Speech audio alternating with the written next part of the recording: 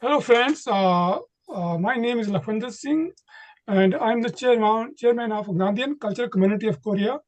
Our association is part of the Overseas Congress of India, and we are for the last 5 years we are celebrating uh, Gandhi's birthday, Gandhi's birth anniversary every year. When we are celebrating Gandhi's 150th anniversary, this foundation was set up in Korea to promote Gandhi's ideas and discussions, as we felt that uh, Gandhi's ideas and thinking needs to be played more important role in Korean society and economy. And with that aim in mind, we started organizing many activities, many cultural events, many seminars, many discussions. So today is our fifth event in the last 5 years.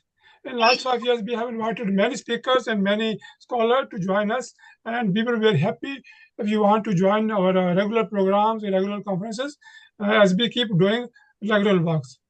As you can see that we have more than 10 speakers lined up for today's webinar, and we have only 2 hours to complete the whole process. So I will request all members, all speakers to not to use more than 10 minutes. And I also request speakers to introduce yourself for 1 minute and also introduce your association. What do you do? Your organization, what do you do for 1 minute? And then you can share your Gandhi's thinking about Gandhiji, and also let us know how Gandhi's thinking, Gandhi's philosophy, and Gandhi's idea can play important role in two things. Number one, in Korean society and economy, and number two, in strengthening India-Korea cooperation.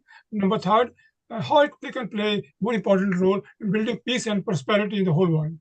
So this is a basic framework and structure of our webinar. So we will start from now. I was expecting Mr. Kumar to join us today. Sir, I think he has joined us. Yes, Hello, I'm sir. here. Mr. Kumar. Yes, sir.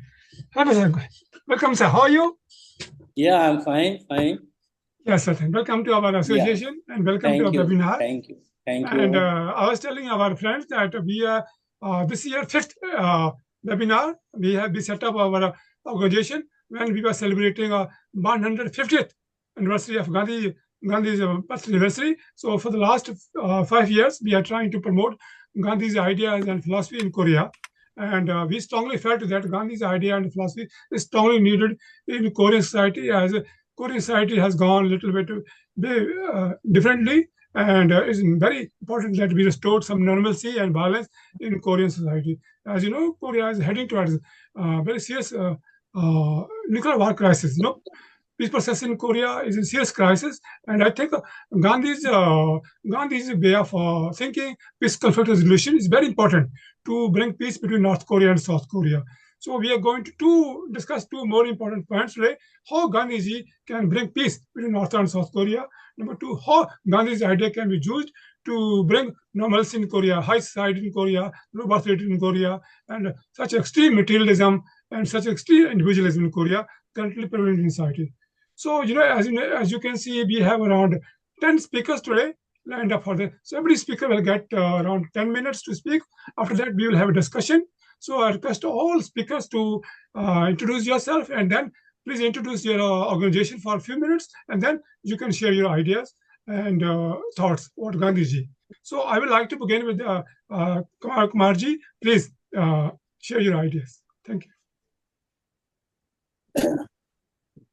Friends, I'm Kumar Prashant, a Gandhian worker and Gandhian activist.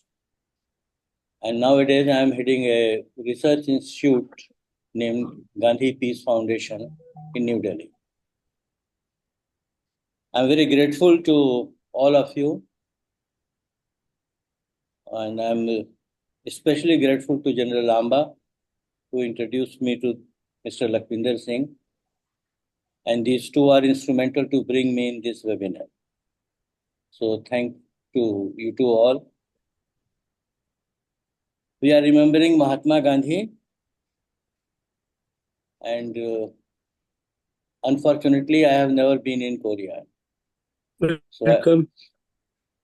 So I don't know much about Korea and the Gandhian connection, but the little I know about the history of Korea. So Cho Man Singh is a name which occurs to me whenever I mention Gandhi. Cho refer as Gandhi of Korea. What is that which combines Gandhi and Cho or Gandhi and Korea? And as Lakhvinder is mentioning that Korea is passing through a very difficult time. War is looming large on the horizon of the world, and both the Koreas are facing this situation from long time. What we can learn from Mahatma Gandhi? It's always an occasion whenever you mention Gandhi, it's always an occasion to learn many new things, not only about his philosophy, but about his methodology to work. At the same time, it is the occasion to unlearn many things, many superficial notions, many superficial knowledge we have acquired from here and there. But because of the time constraint, I'm not going to in the details of all these things. But I always think, and I urge you people also to think about it, to how you can apply satyagraha in the modern times. Gandhiji invented this weapon, which is called satyagraha, in the early days of his struggle in South Africa. And right from South Africa to the last day of his life, this satyagraha, he is always practicing this weapon, how to use it for the peace, for the transformation of the society, for his fight for independence, for his fight for justice. So I just try to explain to you or try to think with you about the practicality of satyagraha. How we can use satyagraha in modern times.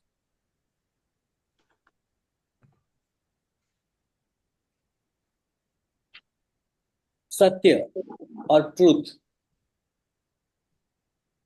is a very significant word in Gandhian methodology. Satya or truth has its own force.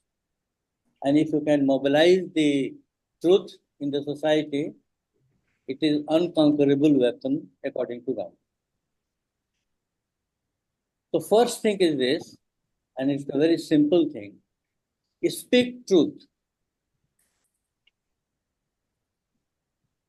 It's a very simple thing to say, speak truth. But I know, as well as you all know, that speaking truth is the most dangerous thing in the world.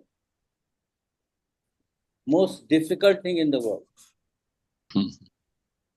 It is more dangerous than an atom bomb. Speaking truth is just like facing the death. But Gandhi insists that you speak truth. So we all have to measure. We all have to search within. Are we courageous enough to take this place to speak truth? And if you find the answer within yourself, that yes, I can take this risk, that you can go ahead with this weapon of truth. But if you find that you are not courageous enough, I am not courageous enough to take this challenge to speak truth, then Satyagraha give you an alternative. Be stand by the person who is speaking truth. Just stand by him. This is also a dangerous thing. Because whenever you support a truth speaker, a truthful person, a truthful movement, a truthful issue, then you have been marked. This is also a very dangerous position. So you have to search within also. Are you find yourself courageous enough to stand by a truth speaker, a satyagrahi? Are you feel this much courage in yourself? If again you find a negative answer inside of you, if you don't find yourself courageous enough to support a truth seeker, then Satyagraha give you an other alternative. If you are not find yourself courageous enough to speak truth, not find yourself courageous enough to stand by the truth speaker, then you have a third alternative also. Support the truth speaker. For this third position, you have not to go anywhere. You don't come on the streets. Wherever you are, whatever you are doing, just say that yes, this man is speaking right. His stand is correct. Create an atmosphere, a positive atmosphere in the society for the truth seekers. Or I may say, in Gandhian terminology, for a satyagraha. And if you don't find this third alternative also conducive to you, then I can put forward a fourth alternative for a citizen. Don't support a wrongdoer. Don't support a person who is not speaking truth, who is exploiting the situation. These are the four steps or the four alternatives in the modern times. If you try to follow a bit of that, I don't think, I don't see, I don't understand any other alternative than these four steps. And these four, we are the guide to decide. we are the whole, what I can say, we are the decider of what path we are ready to choose. No other will decide for us. So this self-determination is the basis of Gandhian ideology. And this fight for truth and to create the atmosphere for truth seekers is the prime responsibility of anybody who is trying to understand or follow a bit of them. So this webinar, in this short time, what Lakhvinder ji has decided for us, 10 minutes for each. I just try to put it simply to you, my idea about the Gandhi. Thank you very much. Thank you, sir. Very informative and very important times for us. As you said, speaking truth is the most difficult thing in this world, especially in the materialistic society in Korea, where everybody considers each other as his competitor, not his friend. So in a society like Korea, where everybody is on each other's throat, so remaining truthful to Gandhiji is very, very difficult, but very important and very relevant. So it is not the only in Korea, this situation prevails all out the world, everywhere. Yes. Something terribly, yes, sir. Yeah. Something terribly has gone wrong, no? This new economic model, which was not supposed to be there, has taken over the entire world, As I wrote in my article today in the morning in the Substack, something seriously wrong with our society. Families collapsing and high suicide rate, mental crisis, all the bad parts which Gandhiji warned us is happening today. And that is happening because we are running away from the truth.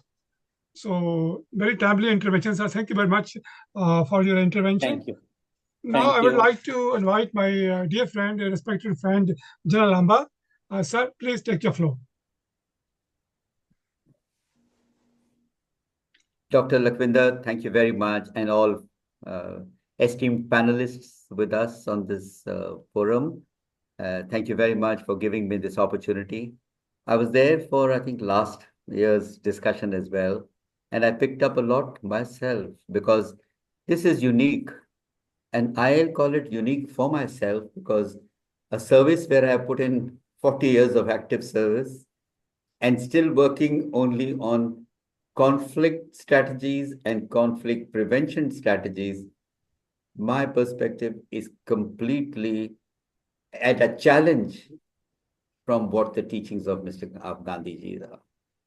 While it's a challenge, I would say with complete confidence and trust, that seems to be the only way in this world of chaos ridden by conflict. So while I've worked all along for conflict and seen how two things have been dominant, how do I win over my adversary and therefore prepare? And fortunately, it hasn't happened for reasons that India has been actually following. I think I'm privileged, I should say, to belong to a country where Mahatma Gandhi has served and left a very big footprint. His freedom, his fight for freedom, I think is unparalleled in the world. We've also not seen him, but what we heard and read, as Dr. Prashant Kumar brought out, that we've read so much that print is there in our minds even today, that is the route to success. There are an immense amount of films on that, and I think every child, at least of our generation, who's grown up to this level, carries somewhere a very deep place, a very big place for peace and understanding, because otherwise the world is going into destruction. So I'll, Dr. Lakwinder, touch upon three quick parts in 9 minutes. Sorry, I have to introduce myself. I was a Vice Chief of Army Staff of the Indian Army. I retired about 12 years ago. Now working on, as informally, on track 1.5, track 2s, still trying to struggle and find out, while out of uniform, how we can go past the conventional conflict and make the world align to a point of peace, a strategy of such convergence that conflict is the last option. So that's been my domain in the army, and I just touch three quick parts. One is about the UN perspective. You've just seen the 155th birthday of Mahatma Gandhi has been celebrated on the 2nd by the UN in a very powerful forum that was organized by Ambassador Harish there in the UN itself. And everybody had so much to emphasize on the teachings of Mahatma Gandhi. He has been remembered for what he was, and seeing where the dichotomy is that UN is a powerful organization, probably the last word, but it hasn't been able to prevent conflict. It has strived, it has failed. Today, it sits on a flank in a seat which is far from a driver's seat. So if the UN isn't able to, the adversaries and those allies who wish to bring peace to that region haven't been able to succeed, then what will? So while this day has been given a lot of importance in the UN celebrations, day before yesterday, I still think there is a long way to go before the UN will ever be able to intervene. However, by sense of education and dissemination of Mahatma Gandhi's principles, the UN, through its education charters, must disseminate so that every school, college does bring home the point to everyone's psyche that this is the dominant factor that would make you think about peace, even if you're driven to war. Beyond that, the UN has been unable to see. Second is the conflict perspective. I have seen since, since school days in 1962 war, saw it when I was in class 5, heard about it class 5, and then 62 war, then 65 war, 71 war, in which I took part as a second lieutenant, a 19-year-old officer myself, and then went on to go through 25 years of insurgencies in India, in Sri Lanka, and saw the increasing footprint of insurgencies all around us. It was in Myanmar, it was in Bangladesh, hugely in China, though suppressed seriously, and in our closer northern neighborhood, and of course on the west, it's a very dominant insurgency. So the perspective that I can say is, we feel we are ridden by a conflict-prone environment, but we still have managed to minimize conflict. And I'm proud to say, neither in 62, nor in 65, and nor in 71 were we the provocateurs of conflict. It was 62, it was China down the line and an overwhelming push. It was 65, it was Pakistan's, some of these operations I don't want to name. And finally in 71, it was India's, the action or Operation Pavan, as it was called, to help the refugees, about more than 10 million refugees who had come to India, to create space and put them back and help them in their liberation war.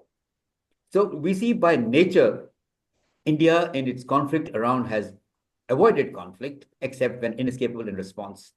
The second thing is our borders between China and on the Chinese side and Pakistan are forever volatile. They need just a kind of a splinter of a fire and they can start.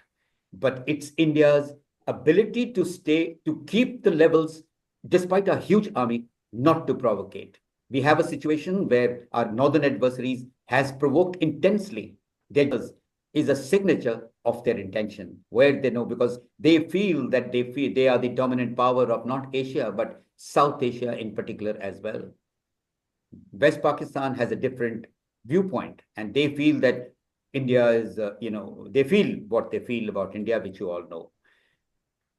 And on the east, Myanmar has had a problem. So I think Myanmar, why I'm counting Myanmar, though beyond Bangladesh, still the impact because of its borders, the insurgencies have had a significant impact. And I've served in these areas almost 15 years to be able to say this to you, apart from having seen the war in 71 and all the insurgencies thereafter. The third part is, if you look at the world, I took Indian subcontinent first. If you look at the world, West Asia, Ukraine are the two visible not flashpoints. They are the visible, wars and conflict zones, and they are not small conflicts like good old times. This is a conflict one is completing a year on the 7th of October. That's Israel-Hamas conflict. And the previous one is going on to its third year.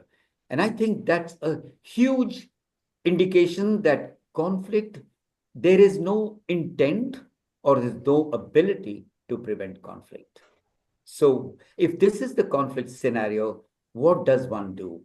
I think it is important to know that each one has to optimize teachings of Mahatma Gandhi. And they may find their way very hard top down, because people who've lived through conflict will be always unable to accept that these principles have any place or any practical application in today's world of conflict. I think that's the big dichotomy. But within that, having said that, India still, whether it was non-alignment or it is strategic economy, some autonomy for which we are mocked at by many people, I think India has stood steadfast in its opinions and in taking sides, much to the disdain of many big powers. But we have stood our ground in the interest of preventing conflict or taking sides for conflict. And I think nobody better than our Prime Minister, who's been to Ukraine, who's been to Russia a couple of times, and has said that this is no era for war. There are no solutions which are found on the battlefield. And I think these two statements sum up the essence of where India lies and what it wishes to do. India is on its peace initiatives. And even though it doesn't seem so, my conviction is that the Prime Minister's initiative, back and forth, Russia, Ukraine, Russia, Poland, and then giving updates to the President of the United States is further than any other peace initiative that can be enduring. Intent is very clear, somehow to bring this. Who's right and who's wrong? We normally say in the army language, there are no victors, there are no vanquished in wars. Everyone suffers. There is sheer destruction of humanity and the environment that takes centuries to come back. We can't forget what happened in Hiroshima and Nagasaki. And my final point, so what do we do about it? I think the stance that India rejects has to be adopted by many countries. The aggressors, the people who have this urge for extending territories, have to be dealt with. And I think what I'm going to say is a little hypothetical today. The big powers must align with peace in focus or bringing peace to a region than with aligning to bring or impose bigger destruction on your allies' adversary. Until this center line shifts, I do not think peace will happen in any of these conflict zones. And finally, about Korea, about whom I've been studying for the last at least 5 to 6 years, Dr. Vinder and me have done n number of seminars and I've spoken about nuclearization of the possible nuclearization or the compulsion by South Korea could be going nuclear, to what President Trump said to North Korea and said that probably they'll pull out from South Korea if things don't go right. I think South Korea faces an extremely difficult situation. India is engaging with South Korea, and I think there are countries who would engage with South Korea would be Japan, Taiwan, India, the United States, and Australia, and Vietnam. So I think this entire region is also at risk. And today, to ensure that North Korea, which is already part of a very large counter quad, and that is Iran, China, Russia, and North Korea, that this impact has to be stopped, because the first objective for North Koreans and the easiest objective is South Korea. And I've been to the 38th parallel, I've been to the demarcation lines, I've been to the borders, and I've seen how volatile it can be. Every missile launched from North Korea actually gives us sleepless nights because one does not know the effect. And so it's important that the world carries these principles forward, aligns to converge to a point where conflict is prevented today. And the last recommendation is there will be no conditionality in truce or peace. If there is intention, it would happen on as it is today on ground. Because conditions, when you put, there can be no peace. And I think we need to think for Korea, but I've brought in deliberately the perspective of India and how it sees peace, what it is trying to bring peace in the world, and how it has suffered wars after wars to have learned the lessons I've brought out. With that, Dr. Lakwinder, I've finished, and I've given an absolute, practical, personally experienced and negotiated route of what I see of what peace, the principles of Mahatma Gandhi are, and how well they can endure in a future time frame. Thank you very much. Thank you, sir. There is a general perception in our society that soldiers may not like Gandhi because they are trained to fight war. They are trained to kill. Uh, but as we saw just now, nobody loves peace than soldiers. Nobody loves respect Gandhiji than soldiers because they understand the importance of peace and what must be preserved at any cost, any price. Thank you, sir, for your deep intervention and deep thoughts. I wanted to ask you one question. You know, India is playing very important role in the Ukraine war, as well as in the Middle East. But India's role in the Korean Peninsula is very, very less and very, very constrained.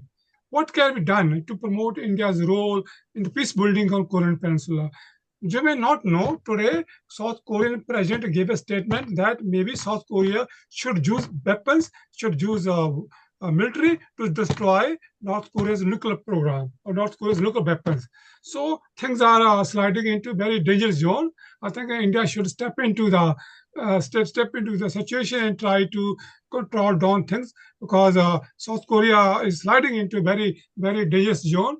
I think India should play more active role because I feel that even though Ukraine and Middle East is very important, but actually super war, a nuclear war or World War III can start from Korean Peninsula. But so far, unfortunately, our political leadership has not paid enough attention as they should do. So, what are your thoughts on this? Uh, just in very brief, your point is well taken. And I can assure you that I think India is actually counting, one day would count South Korea as part of the Quad Plus. It could, if given my way, I have even proposed that India, Korea, and Japan should be a forum for which we were the first ones to do a seminar, Dr. Lakwinder, if you remember. This was the first time and ever this alliance was, not an alliance, this strategic partnership was spoken about. That when we do this, we are securing all three of us. This is one forum that secures Japan, South Korea, and India. Just like the US does it with Japan and South Korea, India does it with Japan and South Korea. And I think this whole network one day, and India's intention is to make the areas closer to South China Sea as steady and stable as possible. And that's why India is reaching out, Dr. Lakwinder, even to the South China Sea as it has never ventured before. And you know the kind of navy that's put out? You know the kind of Indian Ocean Rim Association that we have. You see the kind of Malabar exercises. I think India's attempting to project itself with a definite intention of securing South Korea as part of this effort. So I fully agree with you. You would find as we move along, this would be the overarching, overarching stability that we will look for. Thank you, sir, very much for your thoughts. Now, I would like to invite my dear friend Jeffrey Robertson. Today morning, he wrote a very good article, and I think most of you should know. He wrote an article why India has not been integrated into South Korea's Indo-Pacific strategy. Welcome, my dear friend. Please share your thoughts about India-Korea cooperation and how Gandhiji can play strengthening this partnership. Welcome. Thank you. My name is Jeffrey Robertson, and I'm a professor of foreign policy and diplomacy, diplomatic studies at Yonsei University in South Korea. First of all, I'd like to thank Dr. Lakwinder Singh for his efforts. He's pretty famous here in Korea because of his work. And whenever anybody wants to know anything about India, he's the person they turn to. So I'm very lucky to have a friendship with Dr. Lakwinder Singh, and I'm very happy to be here. So my area of work is foreign policy, and I'm going to try to do three things today. First of all, I'll introduce South Korea's foreign policy. Secondly, I'll put forward an argument to say that Gandhi's approaches to foreign policy just couldn't be adopted in South Korea from a very early stage. But today, Gandhi's approach to foreign policy actually makes a lot of sense in Korea, and I'll explain why. So first of all, South Korea's foreign policy. So like all countries, South Korea's approach to international relations emerges from the context of its geographic, cultural, and historical circumstances. For Korea, it wasn't too positive. Geography positions it as a target between two very large states. Culture makes it fiercely independent, but also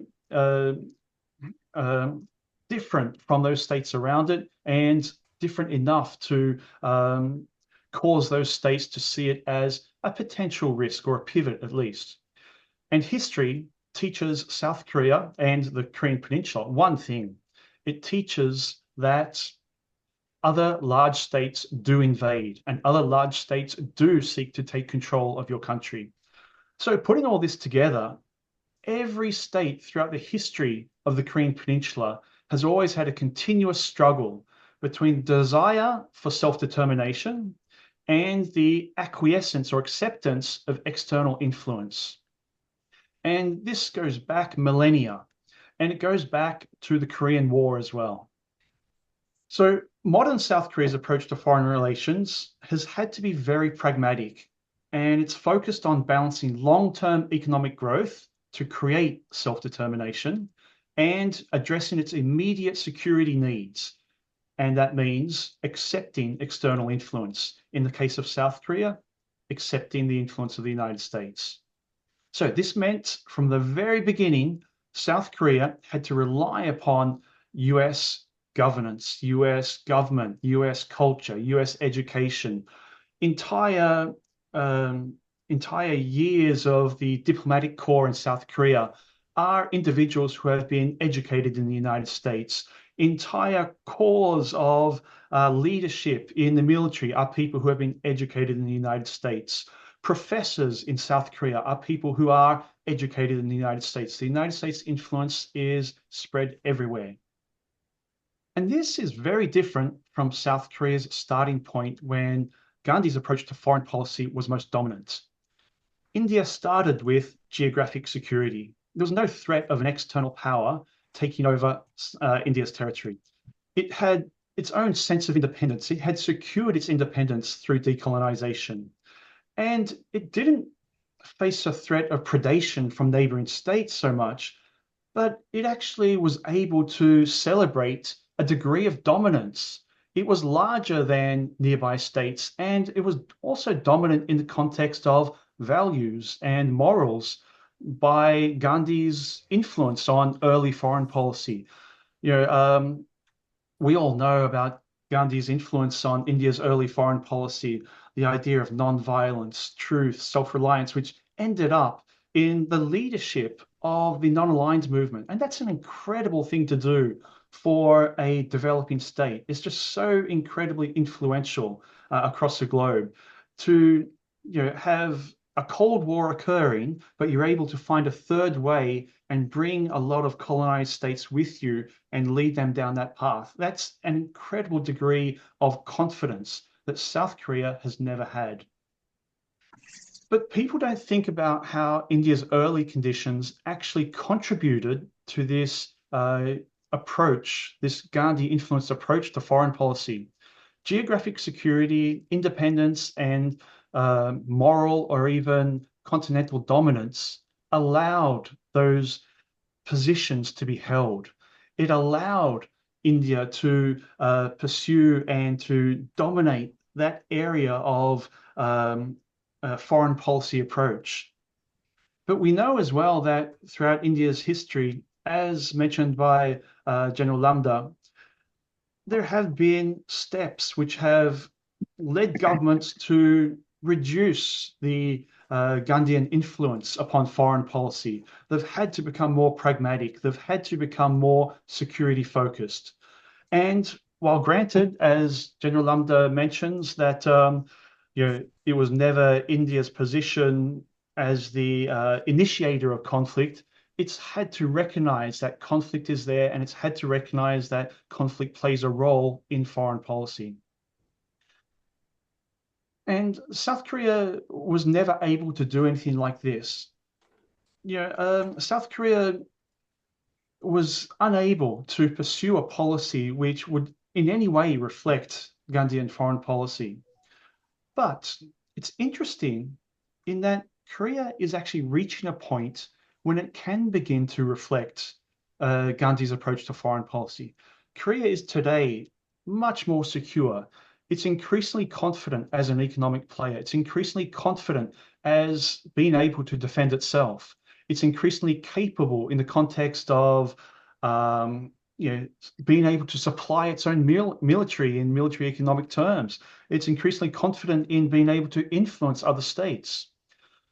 South Korea is increasingly confident of being able to pursue a greater degree of self-determination. And it's also interesting to think that a lot of Gandhi's ideals may not have been brought forward in recent South Korean foreign policy. They may not have been explicitly expressed, but they have actually been there. So we think about the sunshine policy of engagement with North Korea under Kim Dae-jung, Roh Moo-hyun, and Moon Jae-in. These policies which they pursued were actually, to a degree, reflective of those very core values of seeking the truth and telling the truth, of seeking to pursue nonviolence. And again, because South Korea had to, I guess, depart from the United States to a degree in the sunshine policy of seeking greater self-reliance. So these Gandhian foreign policy principles were actually there in recent South Korean foreign policy. So we've got a state now who has reached a level where it's increasingly confident, capable, and able to pursue greater self-determination. This means that South Korea may actually be in a position today to actually learn more about India's early foreign policy approach and actually put some of these ideas into place. But there is one problem. The only time people talk about Gandhi's foreign policy principles is when Professor Lakhvinder Singh talks about them. The degree of influence of India in South Korea is very small. It's very hard to find. I'm not even sure. I don't think there's an Indian correspondent based in Korea. It's very hard to find Indian media articles in South Korean language press. There's no foreign policy professors of Indian origin in South Korea.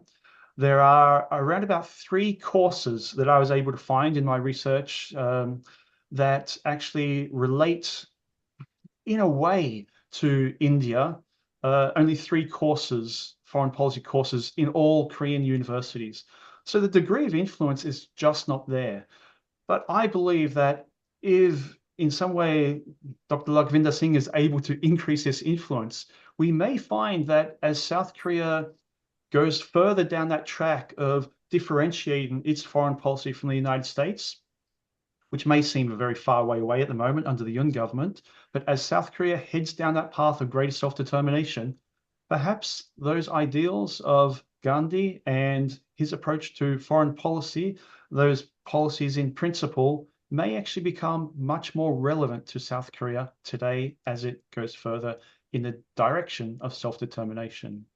I've put my details up on the message room, so please feel free to go to my website and have a look at it and subscribe. And I'll be talking a lot about South Korea's foreign policy and diplomacy, and quite often in the context of India as well, with Dr. Lakhvinder Singh's help.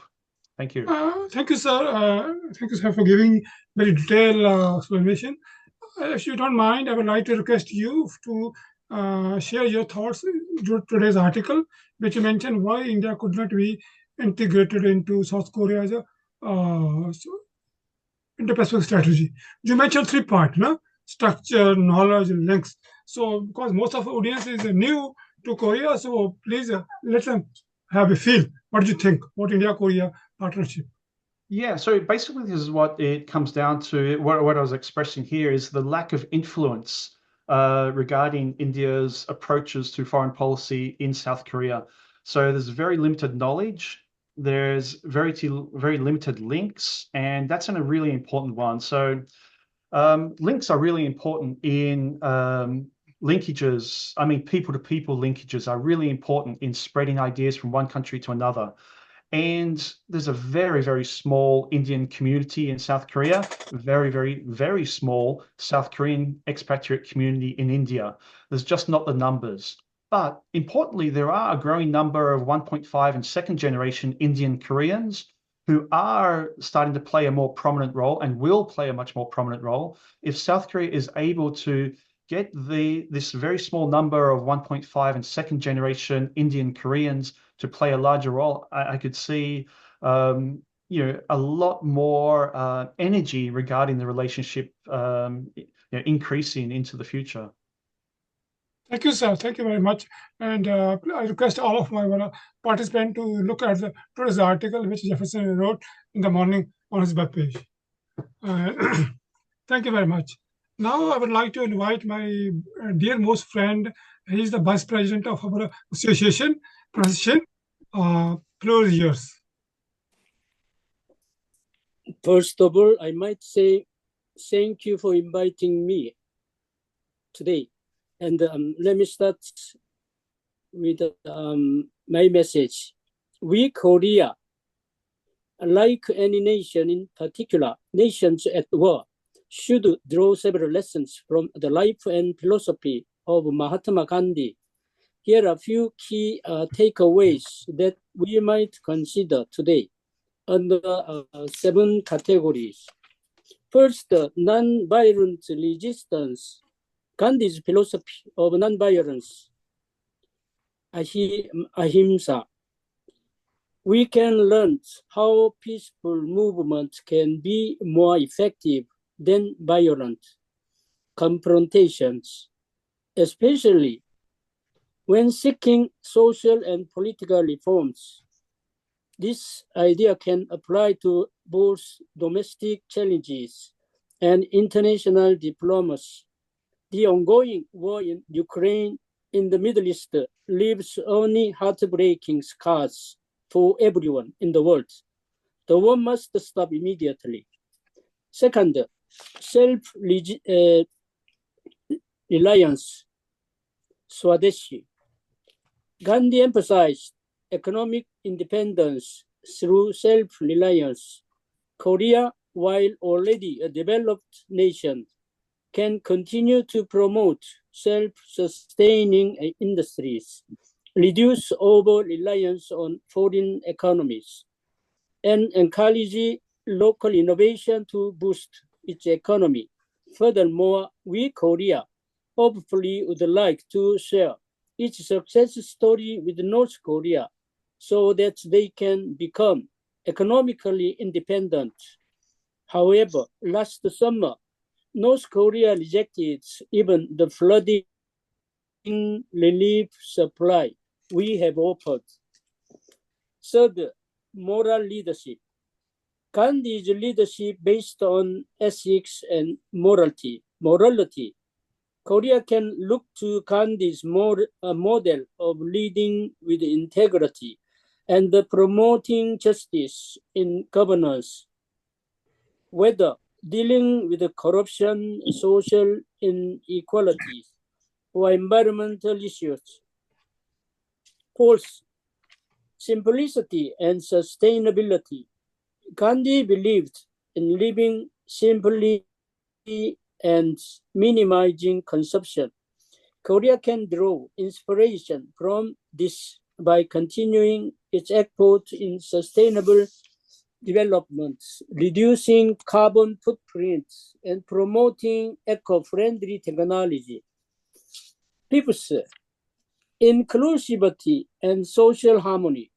Gandhi was a staunch advocate for eradicating social divisions, especially concerning caste, and class.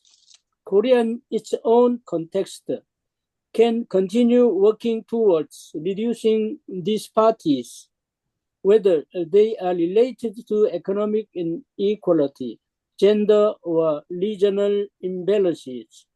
Sixth, grassroots movements. Gandhi's movements were powered by ordinary people at the grassroots level. Korea could focus on empowering local community, ensuring that policies and reforms resonate with the common people, particularly in rural and less developed areas. The biggest problem at the moment facing Korea is the spirit of overcoming low birth rates and aging can be found in the grassroots movement. 7. Forgiveness and reconciliation. After conflict, Gandhi always pushed for reconciliation over revenge. Reconciliation over revenge. For Korea, especially in the context of North and South relations, Gandhi's approach to conflict resolution might offer valuable insights for future peaceful reunification. or improving relations with North Korea. By integrating these principles, Korea can nurture a more inclusive, peaceful, and resilient society while maintaining its position on the global stage. I would like to finish my speaking by reminding all of you of Gandhi's quote for warm and wonderful life in the future. You must be the change you want to see in the world. Thank you for listening. Thank you, Professor Singh. Thank you for giving such a detailed explanation how Gandhi's idea can play a very important role in rebuilding. I would like to use the word rebuilding South Korea. You know, when South Korea was Thank you. developing, they had a very mad rush to become rich very fast. So in that rush, they made huge mistakes. There was a very clear warning sign that something's wrong, but they simply could not stop their desire to get rich quickly. But now Korea is suffering from very serious side effects of a fast super economic growth. Gandhiji knew it for 50 years ago when he was 70 years ago, you know, when he was fighting against British rule. Gandhiji warned us what can happen if you just think that economic growth is everything. So I think time is coming now. Koreans are realizing their mistakes and they can still refix their problem, and Korea still can become a vibrant economy and vibrant society. Thank you very much once again for your contribution. We will have your discussion after main presentations are made. We'll bring you in for your more thoughts. Now I will bring in Okay. our very special guest from India. She has done a very excellent work in agriculture economics, and this is what was very dear to Gandhiji. Gandhiji also always told us that village economy and village society is most important for building a vibrant society. So today we have a very special guest with us, Prerna Desai. Please, floor is yours. Thank you. Welcome. So, thank you, sir, for inviting me. I would also like to thank Kumar Prashantji. He actually introduced me to your team, and I'm very happy and privileged to be part of this esteemed panel who are expressing their thoughts on Gandhi and his legacy.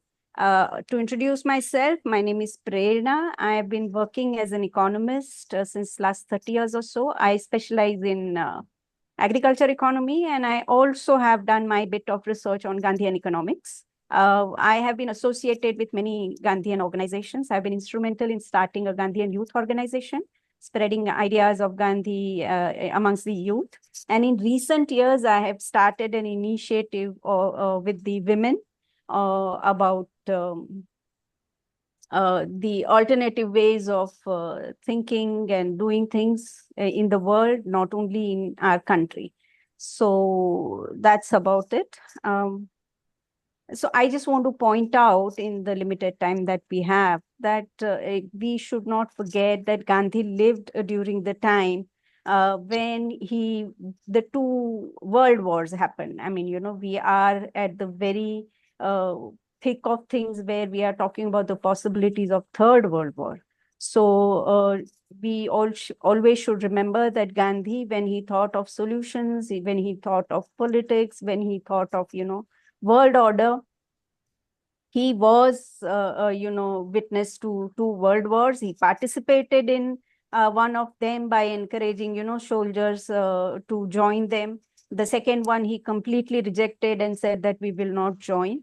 The other thing is that the current way of economic order, post-industrial revolution, the global economic order was always a concentration of wealth in the hands of few, 1% or 2% of the global order. So from that angle also, we see that the economic models and the economic solutions that Gandhiji spoke about are very much relevant, very much pragmatic, and very much practical to the current ways of doing things.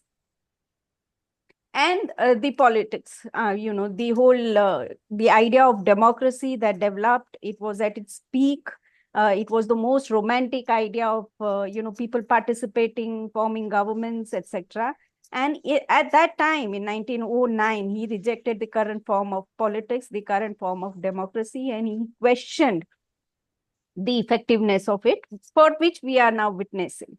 So I just, before putting out there, I want to say that his thoughts and his ideas are most pragmatic.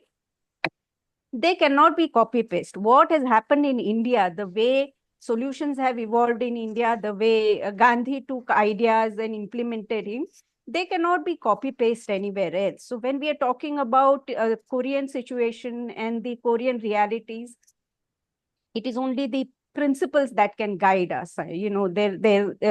How Indian foreign policy evolved, the similar thing cannot happen elsewhere in the world. Everybody will have to consider their own realities and discuss about it.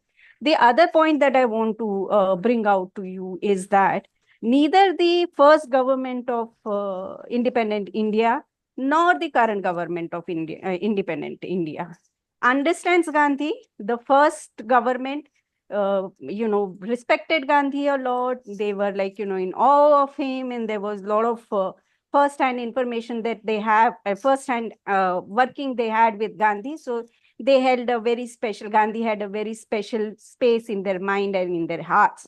But as far as policies were concerned, as far as be it a foreign policy or be it economic policy, political policy, they had completely rejected Gandhian ideas. Let's admit that when we talk of truth.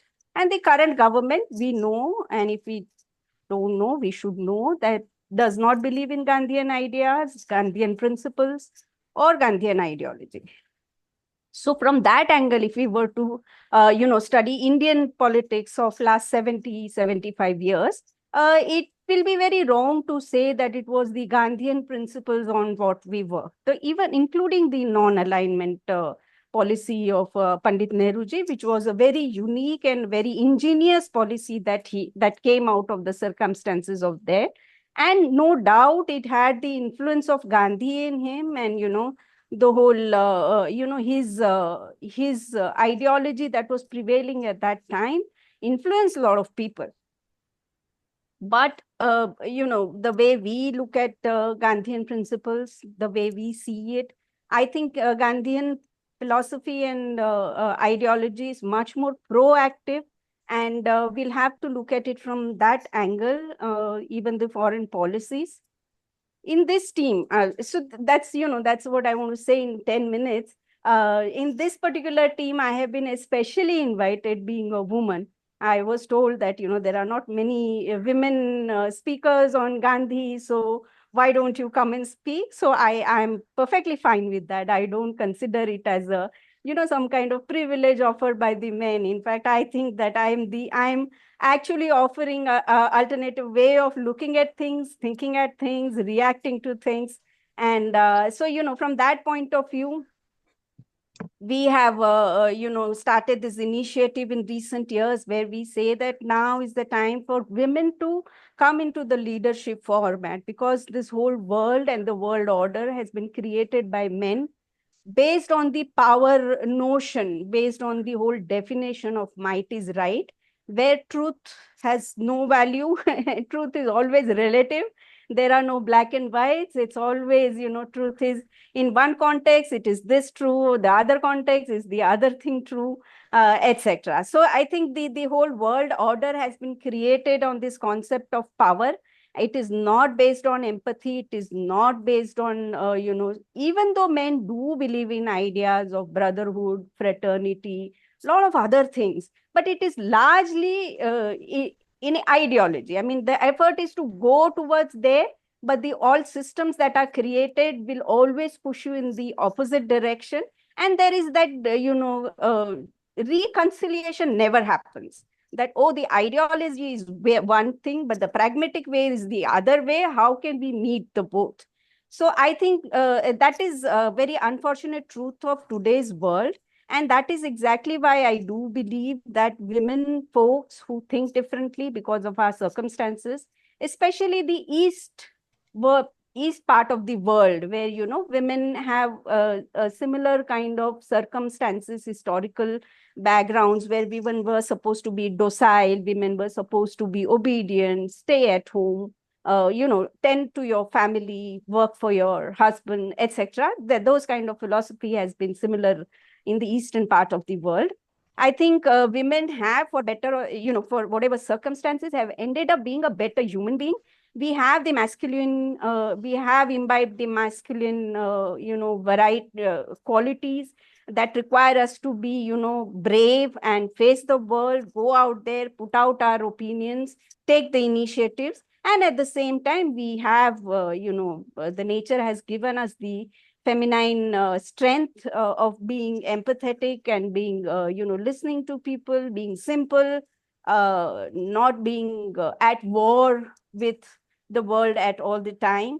So hence, I believe it is very essential that women come into the leadership format and help the others in thinking what the solution could be in the situation that we are into it. So I think lastly, my concluding remark, I would say that the way I understand is Gandhian philosophy to implement it practically.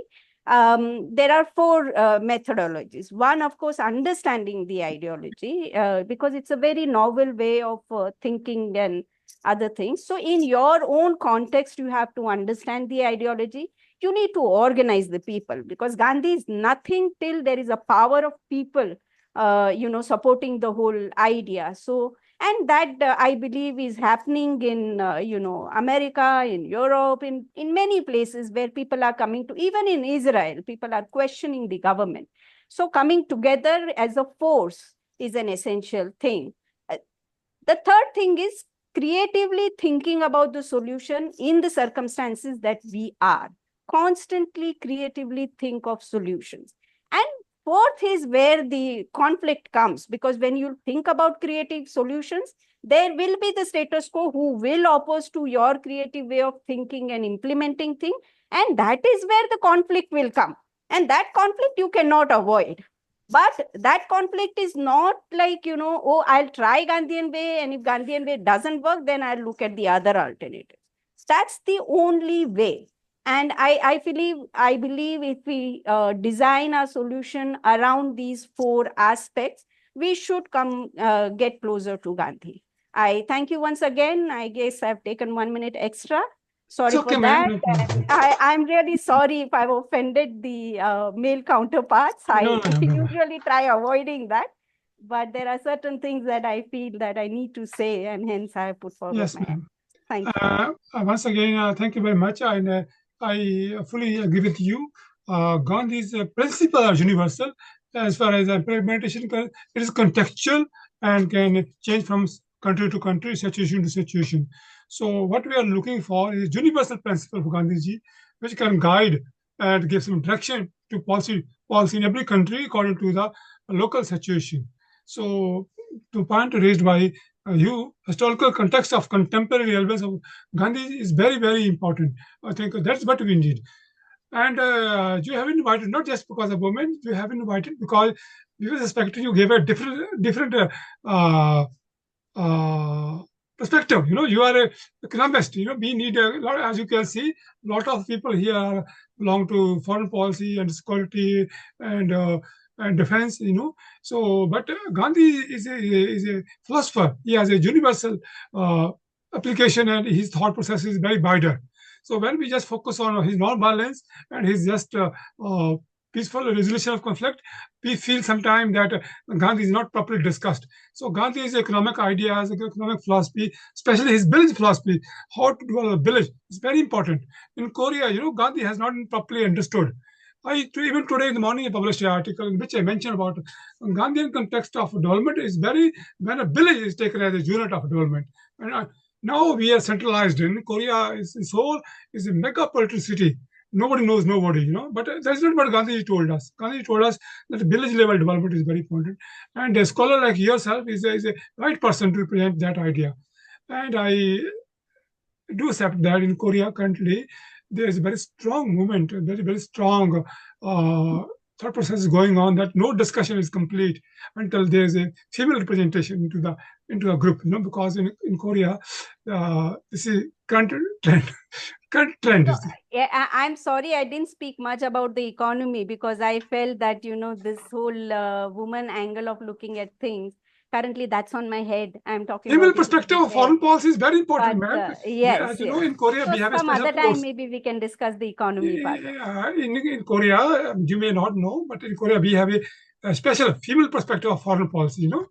Female perspective is very important in Korean universities. We teach to our students that we call it female foreign policy. So it's very, very, very important perspective, and we have to teach Gandhian economics to Koreans. How they can solve their current problems. So next time when we bring you, we will bring you a full economist. Okay, ma'am. Thank you very much for your contribution today. And now I'd like to bring my very dear friend. She's from Delhi and she has contributed a lot of discussion on Gandhiji. Whenever we have a discussion on Gandhiji, she's always with us. She's Professor Rina Narwal and she's my very good friend. And her focus of area is Indo-Pacific studies and peaceful resolution of conflict. Ma'am, please take your floor.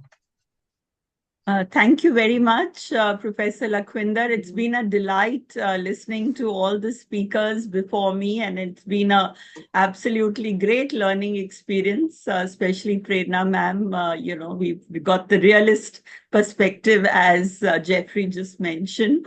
So I would just like to start by saying that I teach in Jesus and Mary College, Delhi University. It's a all-girls college. And we do, have studies on Gandhian philosophy as well. And it was, in fact, during the pandemic, because I'm also the Secretary General of the Association of Asia Scholars. And I'd just like to show this on my phone. This is the book that we published during the pandemic, Revisiting Gandhi, Legacies for World Peace and National Integration. It was published in 2021. And the book volume was edited by Professor Swaran and Singh and myself. So it was dedicated to the 150th birth anniversary of Mahatma Gandhi. And we had many important people who contributed to this volume, and they have written about from design thinking to, of course, Gandhi's vision and ideals for peace and national integration, as well as for denuclearization. And I also happened to go about more than 30 years ago to Panmunjom. So I've not been to South Korea, but I've been to North Korea from the North Korean side.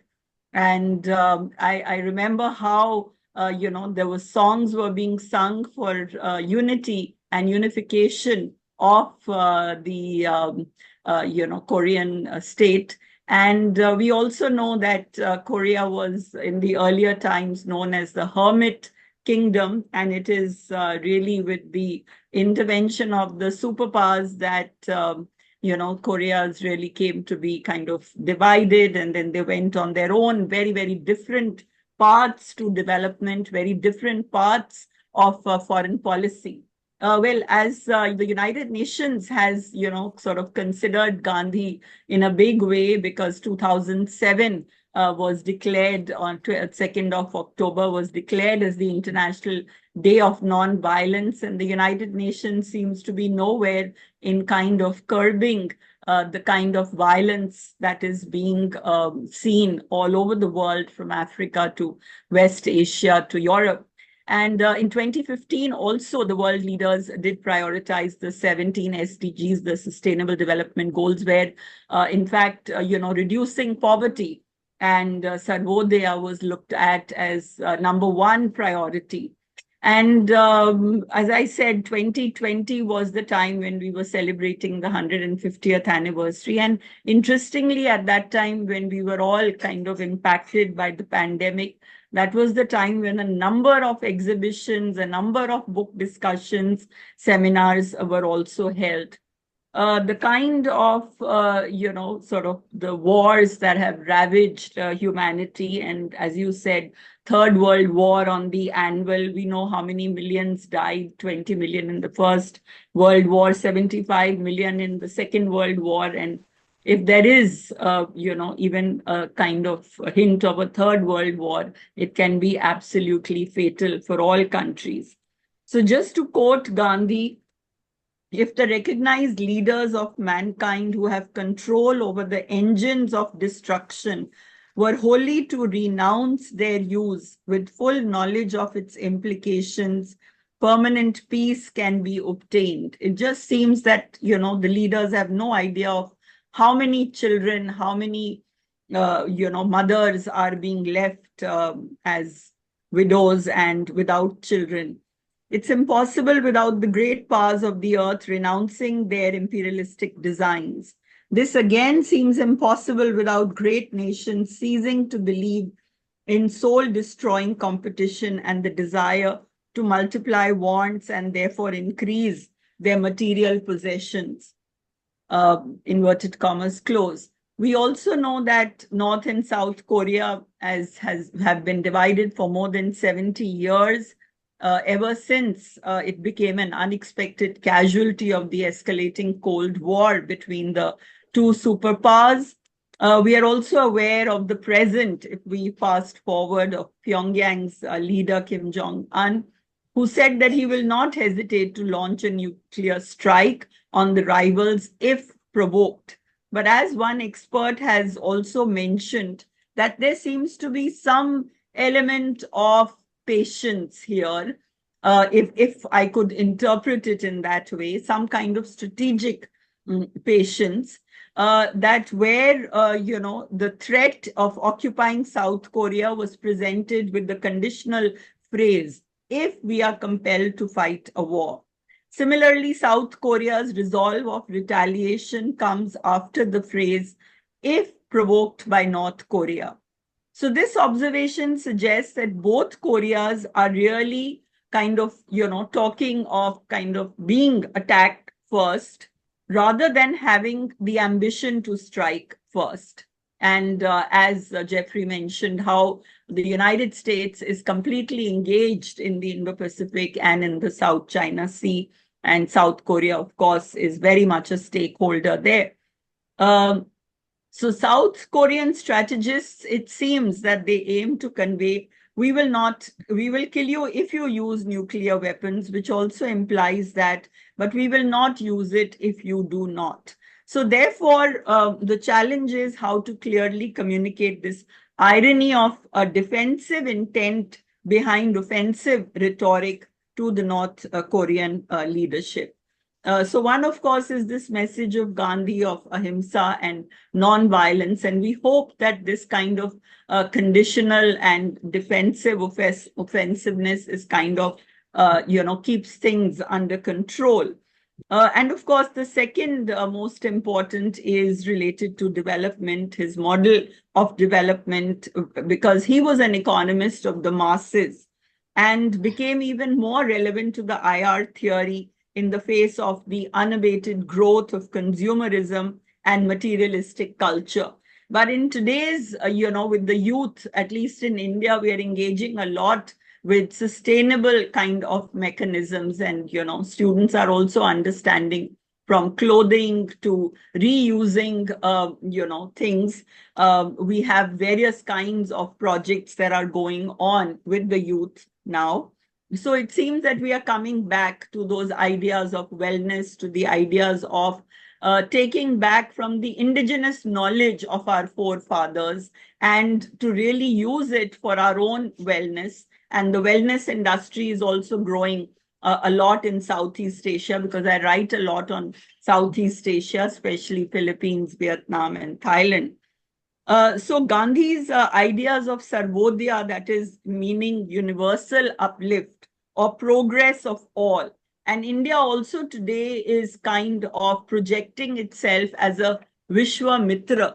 So, in some sense, we say that we are a friend to all and enemy to none. But of course, we do have our multipolarity and alignments and interests, though we do not want to see an Asian NATO, as the Japanese, new incoming Prime Minister had indicated. So therefore, to quote Gandhiji, he said that economic equality of my conception does not mean that everyone will literally have the same amount. It simply means that everybody should have enough for his or her needs. Everyone must have a balanced diet, a decent house, and facilities for education of one's children, and adequate medical relief. So we also know that in Korea, the neoliberal inclinations of the state, and of course, what we call them are the BBGs, the big business groups, and how the big business groups have really, sort of resulted in, not only in Korea, but everywhere we see this kind of marginalization of less privileged firms, of workers. And Korea also, just like other fast-growing economies, also face this dualization, which of course can be attributed to the presence of a small but powerful unionized labor force, which, due to its political rift with the liberal left and defensive response to the big business groups' neoliberal practices, has been unable to reach a policy compromise that could shield the non-workers, non-core workers. So we call them like contract workers, and how contract workers really have barely any rights. So if we look at sort of the labor issues which are coming, which are very innate and endemic to industrialization and globalization, Gandhi actually believed that overcoming a state of poverty required the adaptation of values of asteya, that is non-stealing, and aparigreha, that is non-possession. And his model, his economic model, is considered to be that of trusteeship, which makes individuals and communities self-sufficient and self-contented. And this has also been reiterated by Professor Thurchik, who said that the problems cannot be overcome with more goods or even a more equitable distribution of goods, because producing more goods enhances consumerism. And today we are producing more weapons of mass destruction. We are producing, it's the arms race which is going on. So it's not just consumer goods, but it is goods that are being bought by nations. And we see how much, like it's 2.3% of the world's GDP, $2.5 trillion, which are just being spent every year on buying arms by different countries. So therefore, producing more goods definitely enhances consumerism, and it results in a degenerated environment. So therefore, focusing on basic needs is important. And of course, Gandhiji, could be, we debate today that industrialization is a curse for mankind. That is what he had mentioned, because the exploitation of one nation by another cannot go on all the time. And today we see China, how it is dumping its cars, its e-cars, dumping them on countries in Southeast Asia and other developing countries, because of the fact that they have overproduction and they need to sell, because they need to recover all the money that they have spent on it.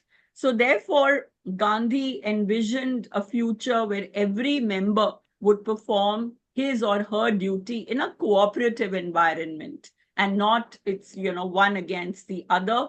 He also believed that the system of reciprocity would ensure that no one actually felt that status differences existed. So the differences in social classes, he was also very against that. And, so in India, of course, we've had the caste system. We still have the issues with Dalits. Newspapers are full of how, there is exploitation. And finally, I would just say that, the hierarchical power structure, the anathema, is obviously in no one's interest. And we need to sort of continue to revisit Gandhi and to revisit all his ideals if we want peace and security, you know, in our minds, in our countries, and in our surroundings. Thank you very much. Thank you, ma'am. Since you are a professor of international politics and studies, this Japanese concept of bringing NATO into the region, how do you see it? Is it going to contribute to peace? Is it going to aggravate the situation? As you know, Japanese, No, this as I Chinese, said, North that Koreans are going to India, react very differently, yes, I think India is very much against this idea. And we have always been quite conscious of the fact that we do not want to get into any kind of military, so-called military alliance. And that is why when we talk about the Quad, we also talk about several initiatives, and the new initiative they came up with this time in the United States was about the cancer vaccines. So we are talking about climate security, we are talking about maritime security, but certainly if we would give in to the, Japan's kind of statement saying that we should build a nation NATO, the situation in the South China Sea will become even more dangerous than it already is. Yes, So, that's certainly not in anyone's interest. Yes, ma'am. Do you have the chance to see my recent article in Sunday Guardian on NATO's expansion into the Indo-Pacific? Did you saw it? No. Article titled as what? It is my recent article, which was published in Sunday Your Guardian. recent article. No, I read the one on Gandhi, which you sent me. I have not read the one on the Okay, Indo-Pacific. around 2 weeks ago, I wrote the article in Sunday Guardian about this Northeast Asia's interest in bringing NATO into the picture. And they are both Korean as well as Australians as well as Japanese are aligning themselves to bring NATO into the Indo-Pacific. But I think our interest in this is not so strong. So don't you think it's going to bring a kind of conflict between our interest and South Korean regional interest? Because three countries, Japan, Korea, as well as Australia, they are aligning themselves to bring NATO into the picture. But we, as a important player in the region, are dead against it. So how are we going to manage it? No, I think that looking at the situation, what is happening in West Asia, we certainly don't want to replicate that in this part of the world, where already tensions are very, very high with the Taiwan and Philippines, China issue that is, ongoing. Don't you feel if we are not a part of the emerging alliance, we can be pushed back to the outside alliance? Well, I think India can push back because India is considered a major factor now. No, my question was different. My question was that you're not very loud, actually. You're not, I don't know, maybe there's some issue at my end. Okay. My question was that if India do not properly support this Japanese initiative on ASEAN NATO, can we still be part of strategic partner in the region? See, as far as ASEAN is concerned, they certainly do not subscribe to the idea of any Asian NATO because they are all balancing their interests. As you also know, despite Marcos Jr. Having huge problems now with China, but he has also visited China. They are all very sensitive to Chinese interests. They cannot sacrifice their relationship, their bilateral relationship with China, and they will not want to aggravate the military tensions, that is for sure. So whereas, Vietnam, I've also written an article on Vietnam's leader To Lam having visited China. Philippines, Marcos also keeps meeting the leaders of China. So they are all very much interested in balancing the relationship. Okay, well, thank you very much for your thoughts sharing with us.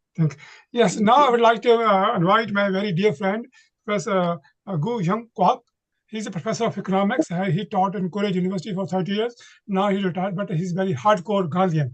So let us see what does he how does he feel how Gandhian economic principles can help Korea to build a sustainable economy and sustainable society.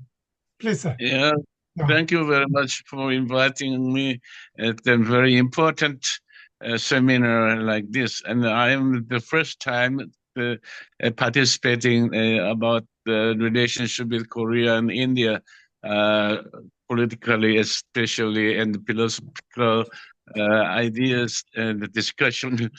So, as you know, I am the now present retired professor and presently engaged in, I'm a representative director of Korean Laos Cultural Center in Korea. I am somewhat a little interested about the international problem and cultures.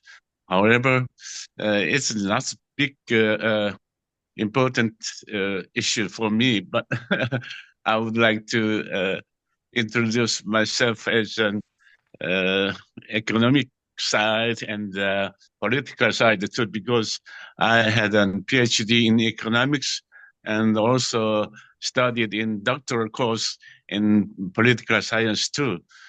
In my opinion, before I address my speeches, I remember and 2 points of important my memories about the relationship with India and America. One is that, as you know, in 1977 or 78, there was a leadership by India, as you know, the third group, countries, 77 country groups was led by India, as you know. At that time, the Korea and North Korea also was not a member of United Nations. Also not, but the North Korea was a member of 77 groups, but the South Korea was not a member of 77 groups led by India. That was very important meaning for me because I was at the time the student of master course at the Korean National University of Daegu, Gyeongbuk. So I have studied and seriously about that and thought about the importance of very much. At the time, one of my professor remarked about the classroom, what is importance of a relationship by the president. President Park Chung-hee mentioned and discussed about this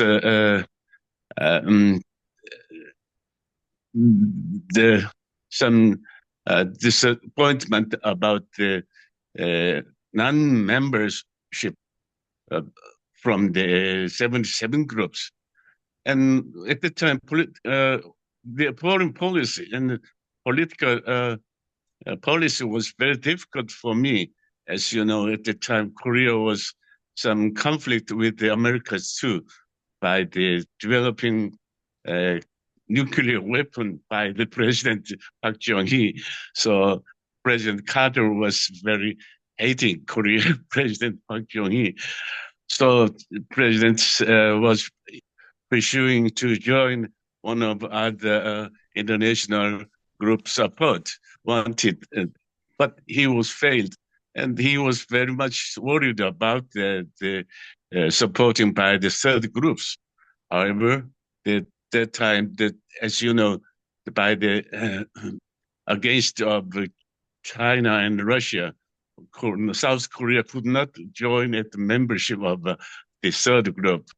At the time, I suggested one plan about Korean foreign policy that we decided, and it was issued and pronounced in the newspaper. That is that South Korea could not pursue the membership of the third group, 77 countries.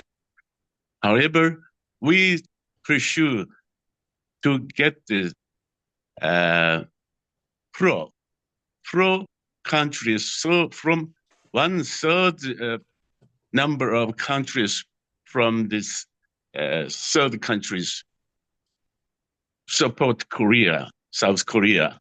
That is very important because 1/3 ratio of supporting Korea by the third group is enough for us to sustain South Korean government. At the time we decided, and it was pronounced.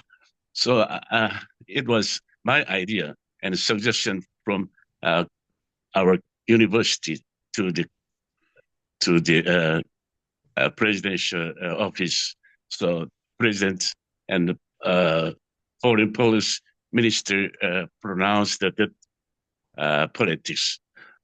So I was very much happy to hear that.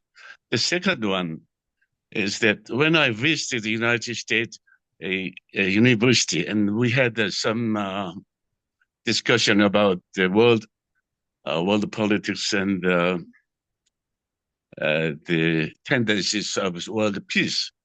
At the time, one American professor asked me, because I am the Oriental side, Asian professor, he asked me, what is your idea that the dangerous countries, China or India?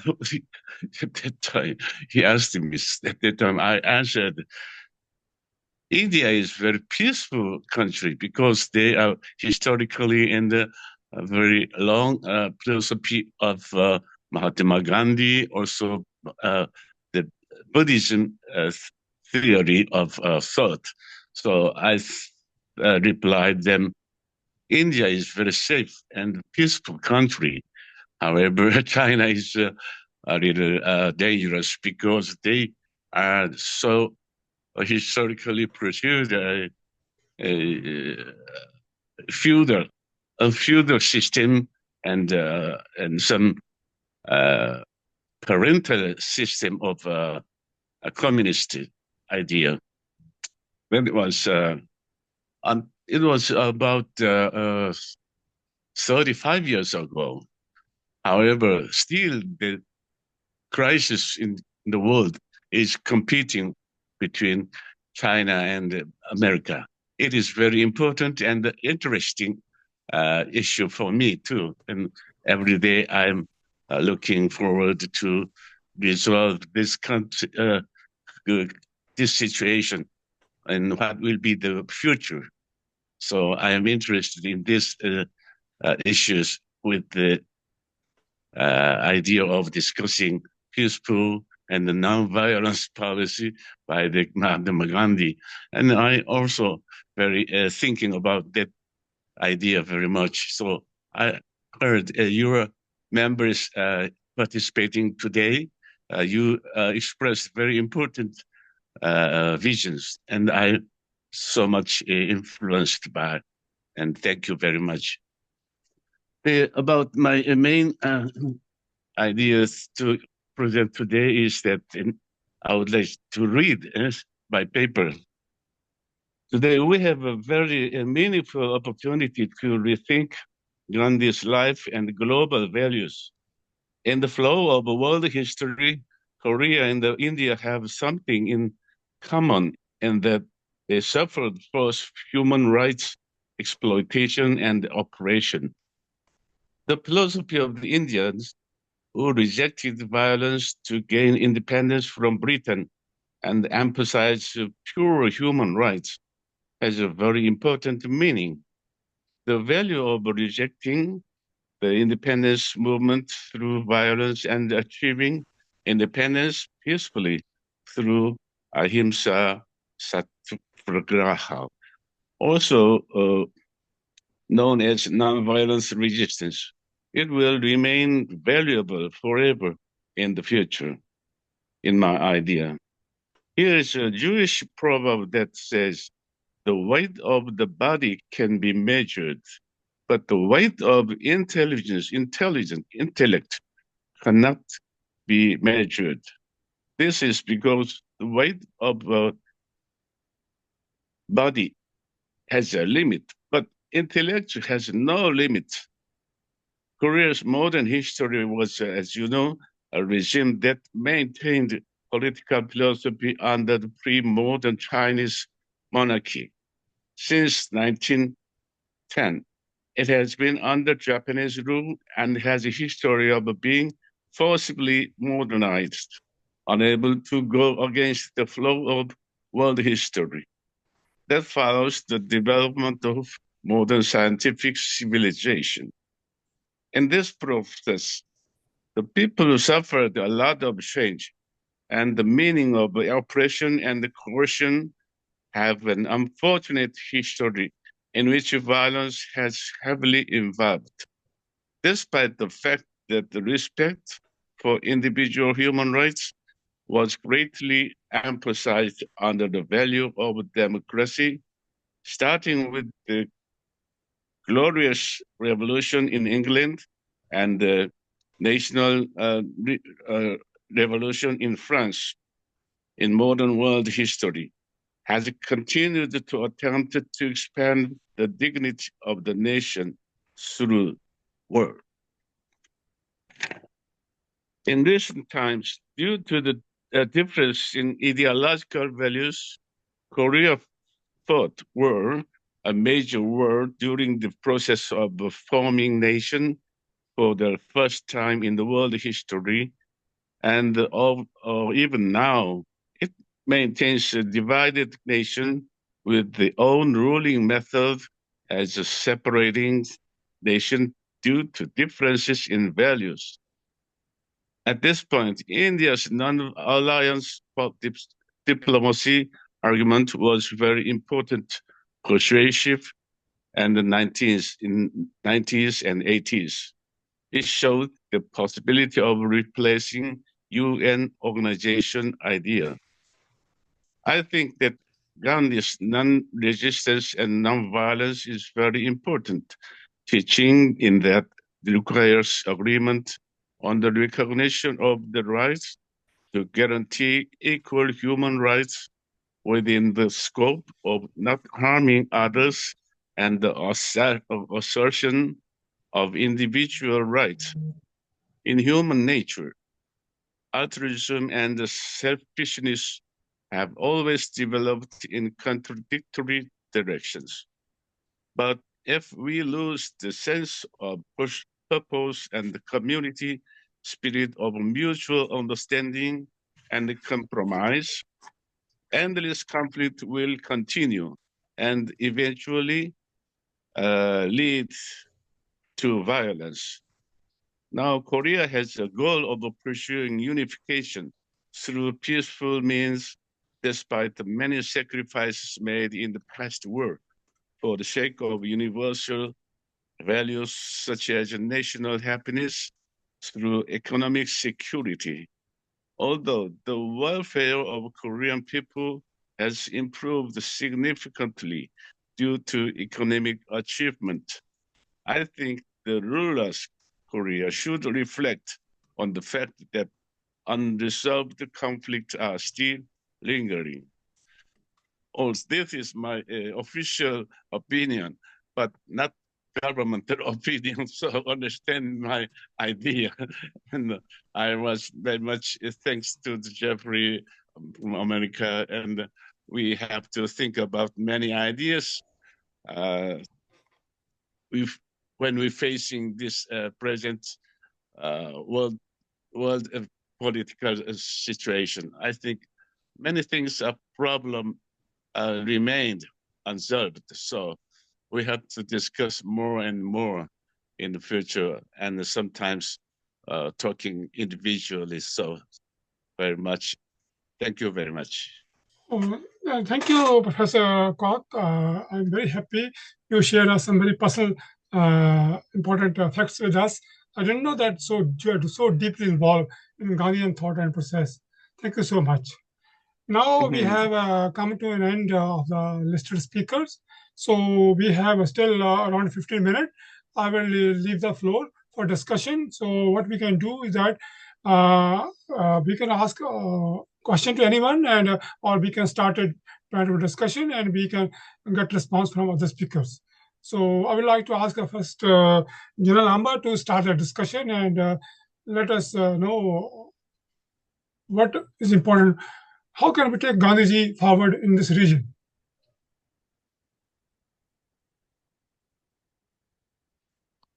Do you ask to me or to whom? I ask General Amba.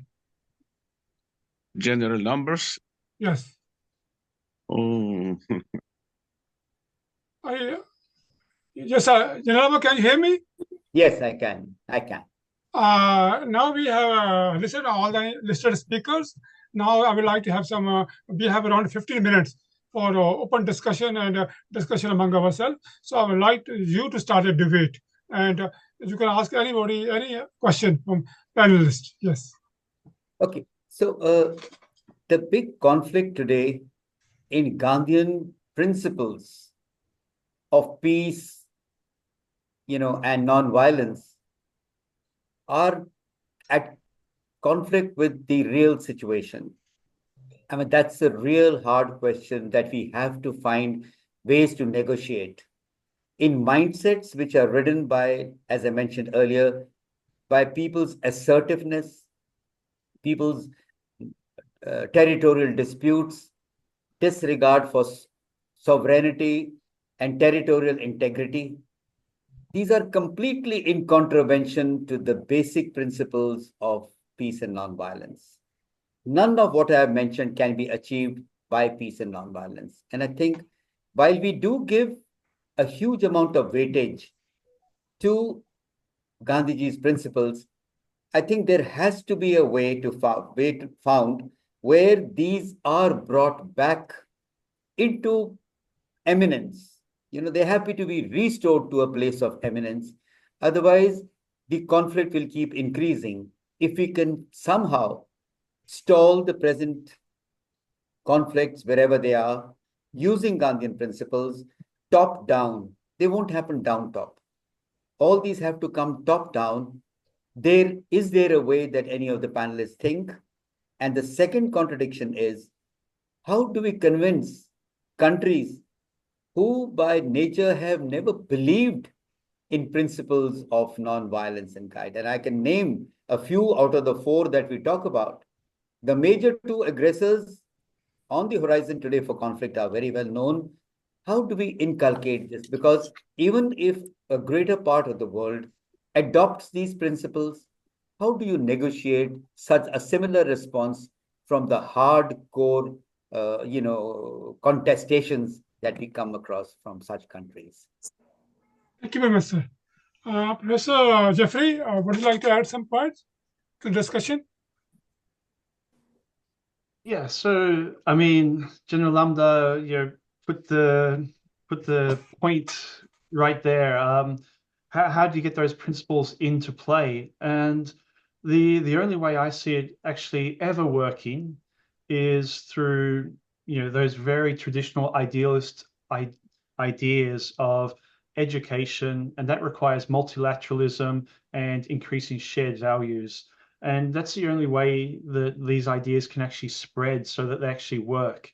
Let's think between South and North Korea, when you don't have connections, when you don't have any interaction whatsoever, all you get is different, opinions, different truths, different beliefs, and you're never going to find a peaceful approach when you can't actually see the same truth. And the only way to get that is through education, and that's through multilateralism. And we've already heard from several speakers talk about how Gandhi's principles are essentially enshrined in many of the United Nations ideals. The failure of multilateralism, I think, is the biggest challenge we face at the moment. Thank you. Now I would like to invite Ma'am Desai. Ma'am, how do you think, or what we can do to promote Gandhian principle in the Korean context? I know you said each country has different situation, so we cannot see universal situation. But what do you like to suggest in this context? No, I would like to tell one thing over here that Gandhian ideology is a process, right? I mean, there is an effort towards reaching that goal whereby there is peace and there is non-violence, and that effort is continuous. I mean, it is not somewhere that destination where we have to reach. That process will continue. So whether it is in context of Korea or in context of India, Pakistan, or in context of India, China, or in context of Israel, Palestine, the truth that we are talking about. And yes, each version of truth is different. Your truth may be different than mine, but that honesty of speaking the truth and moving towards that truth, I think, is very essential. By truth, when I say, I don't say that, it is your mistake that your truth has to be accepted by you. It is my truth that my mistake has to be accepted by me. It is like, it is like opening your vulnerabilities, your own problems and your wrongdoings, which you accept first by when you appeal to the other's kindness and the goodness to do the same, or the other person may or may not do that.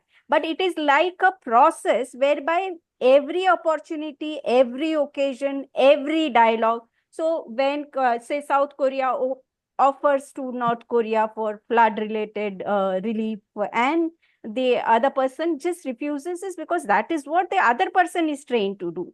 But the flood diplomacy is not the only diplomacy. There has to be every effort made, every opportunity looked for, searched for, in various formats. It's not only offering to relief, maybe it's asking for relief in some way.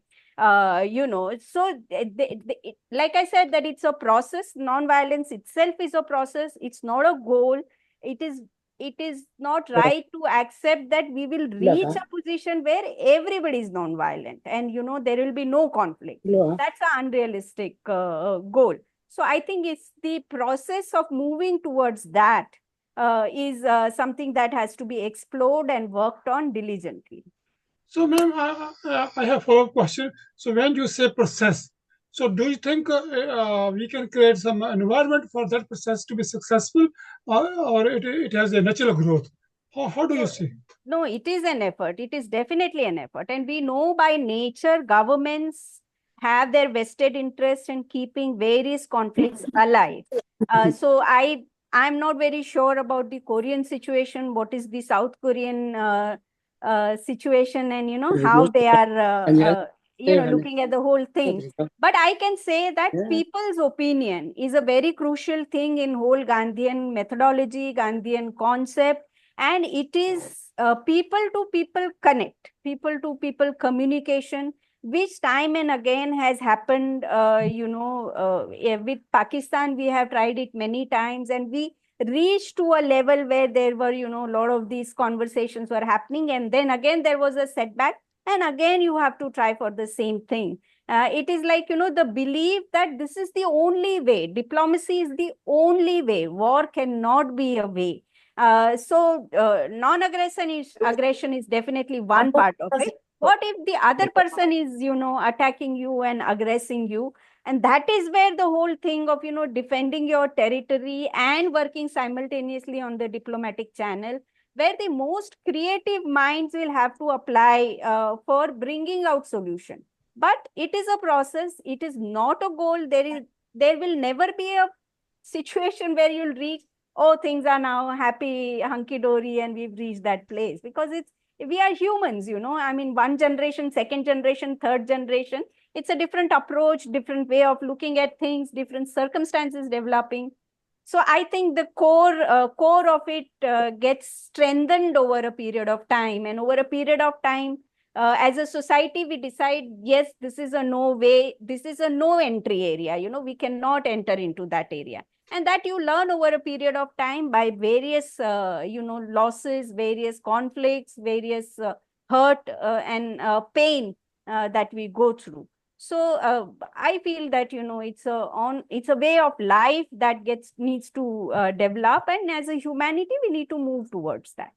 So what are you suggesting is that is a building, a rebuilding, then process goes on. Huh?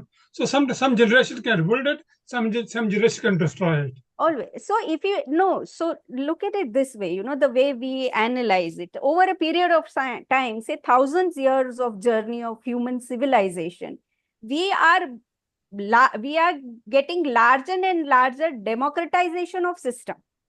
Can you imagine a system whereby, this universal education was existing, universal vote was existing, universal health was existing? It's a human journey of hundreds of years of civilization, and we are moving towards that. So, our duty is not to reverse in any way. So, say in India, if I was moving towards democratization and if I see a risk to democracy, it's my duty to stand up and, stop ourselves from reversing.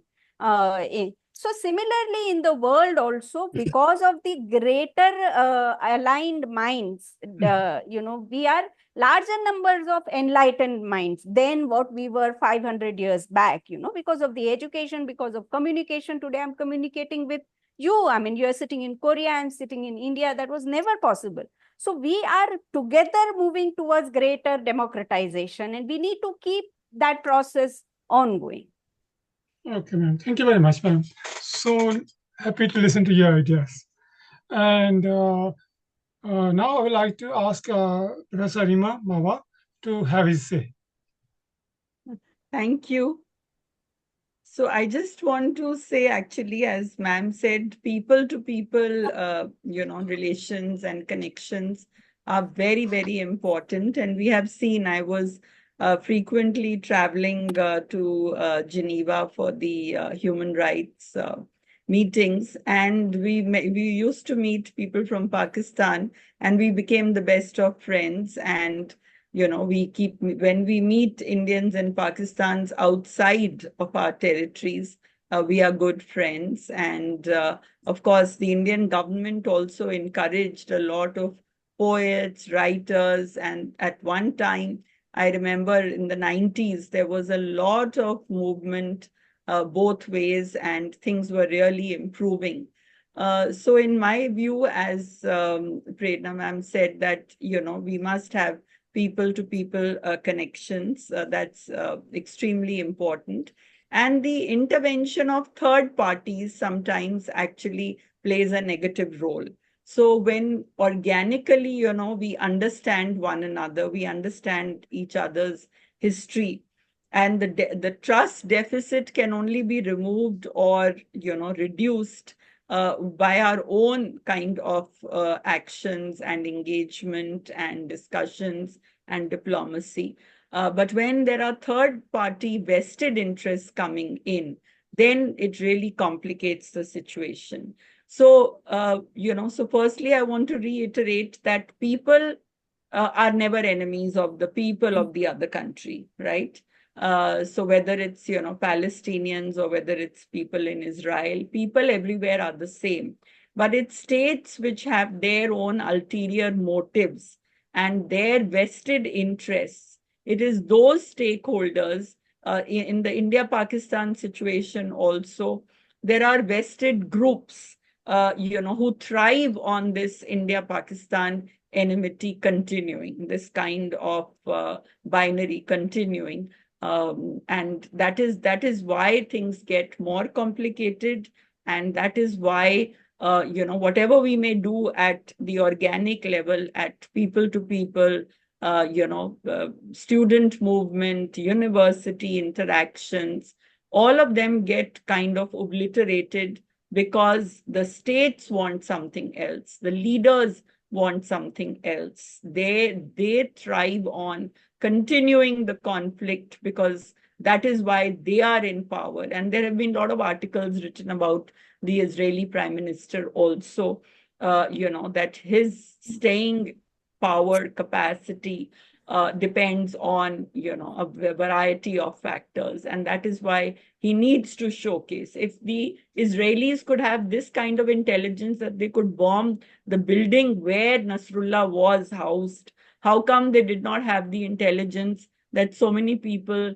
were taken under captivity on the 7th of October? And we are reaching 1 year of that situation. and they could do nothing about it. So if So, ma'am, Israel has so one what of are you the, suggesting that because they have resources, they have mechanism, they have institution yeah, to provide one particular information, but they don't have resources to provide other source of type of information. So, do you think this is a kind of dichotomy in between the system, or why it happened? it happens, as I said, because of vested interests of individuals and who constitute the decision making, the power, those who have the vested power in them. They are So interested between the system in itself is conflict. corrupt, no? Or this system Yeah, is corruption between the system. yeah. It's not the ordinary person who wants war at all. Very good point.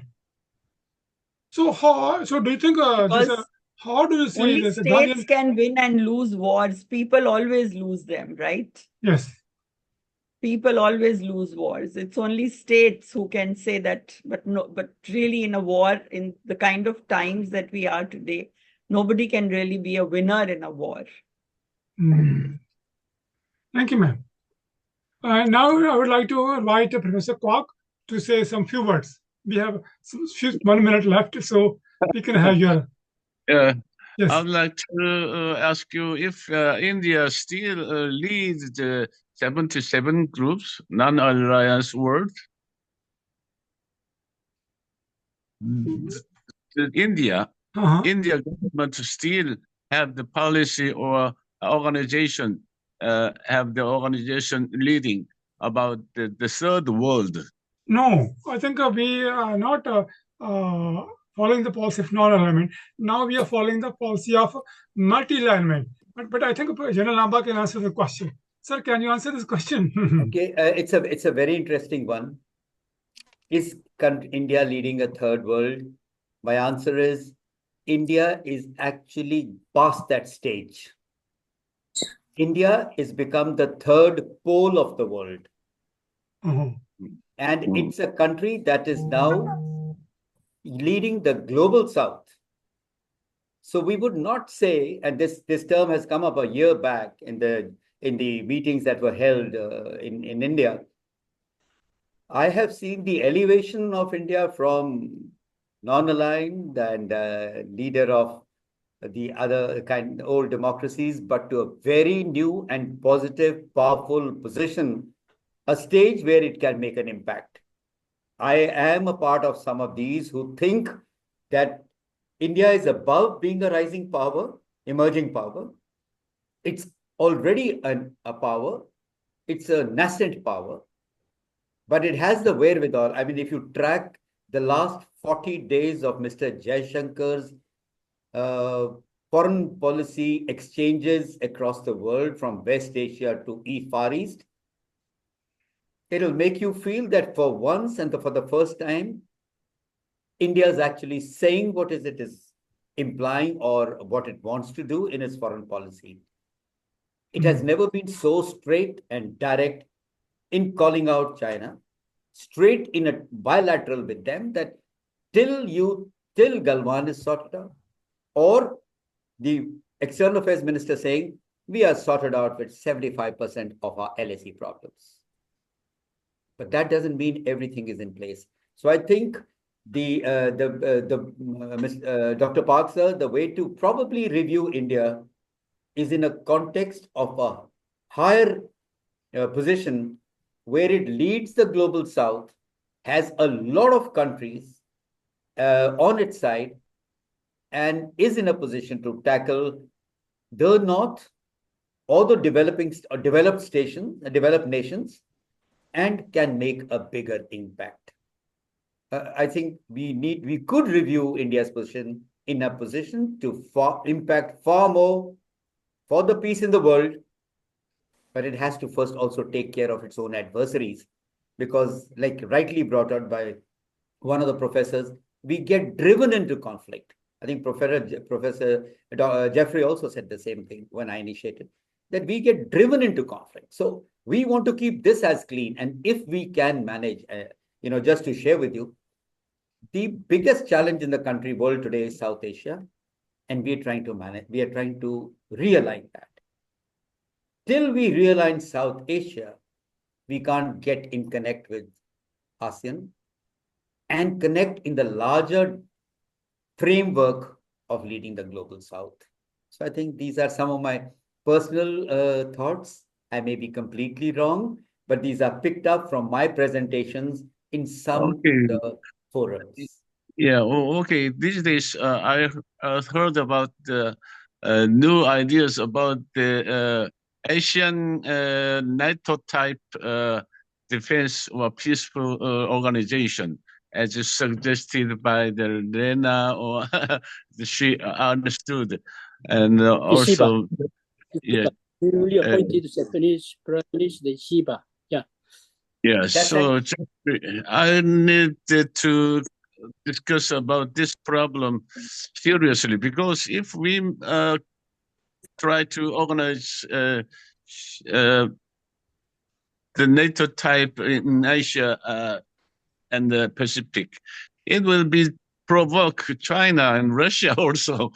So I may think it may erase another problem. So I think about a new peaceful organization in the Asian Pacific area, in defense, including defense and peaceful measures. So how about your idea, Mr. Professor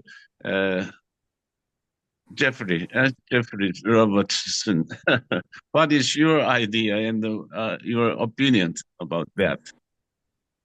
I don't think an Asian NATO will have any chance of succeeding. I think that in order for such a strong alliance to be entered into, or such a alliance to be entered into, it really needs bipartisan support, and there's no bipartisan support for that here in South Korea. And I think even in Japan there'd be quite strong opposition. I think for Korea's foreign policy, the future is actually, sadly to say, seeking nuclear weapons. But nuclear weapons brings with it a whole different range of foreign policy options, which may not be too negative in the future. And that could include seeking armed independence. And that's something that's been talked about in a long history of Korea's foreign policy, and going right back to the Enlightenment period in the late 19th century. So that idea shouldn't be looked at too negatively, but it's hard for me to say that because just nuclear weapons are just so wrong. So I don't know, but I think that's a direction which foreign policy will go. Okay, thank you so much for your sharing us with your thoughts. Now, because we are out of time, so I would like to request our Vice President, Professor Shin, to say a vote of thanks to our participant and say the last word. Professor Shin. Yeah. Dr. Lakwinder Singh, do you remember this poster? Yes. Anyway, we made last year in association with you and Mr. Sam, who is now studying USA in Florida.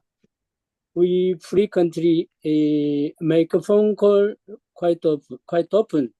Anyway, so last year we tried to promote the spirit and philosophy of Gandhi through several field of event, just like a exhibition, animal exhibition, under title of Gandhi Cultural Community of Korea for Love and Compassion toward animals. The greatness of a nation can be judged by the way its animals are treated.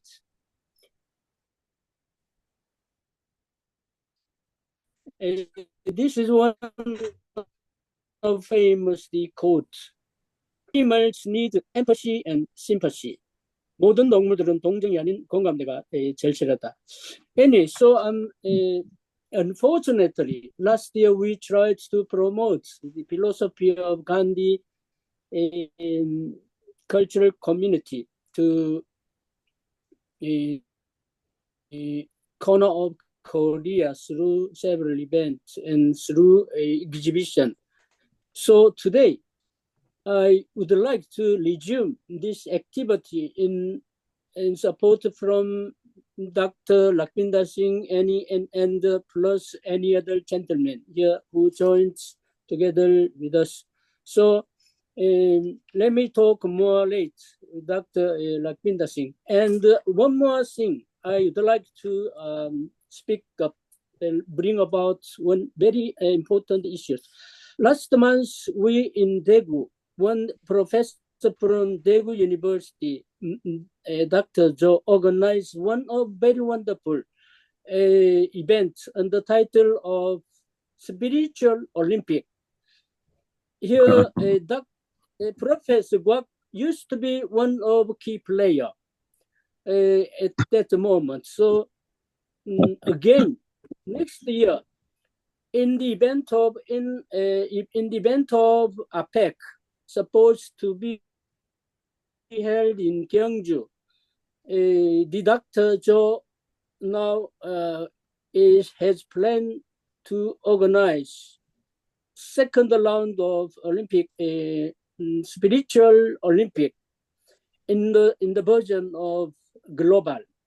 So if agree, Dr. Guak and Dr. Lakwinder Singh agree with me, I would like to make this organization as partner of a big scale of spiritual Olympic supposed to be organized next year. So later, I would like to talk more about this event, these issues with Dr. Guak and Dr. Lakwinder Singh. Okay. Thank you very much. Yes, sure. I will support your both initiative. As you know, Gandhiji was deadly against animal cruelty and animal violence. So I will definitely support your all initiative against cruelty against animals. So this is also very close to my heart. So I fully, as far as my sport is concerned, funding is concerned, I will fully support you. And as far as this new initiative, Spiritual Olympic is concerned, this is a very noble idea. I think we can also invite our friends from India to join us and build a more spiritual and more moral world. I think this will be the real contribution of today's discussion.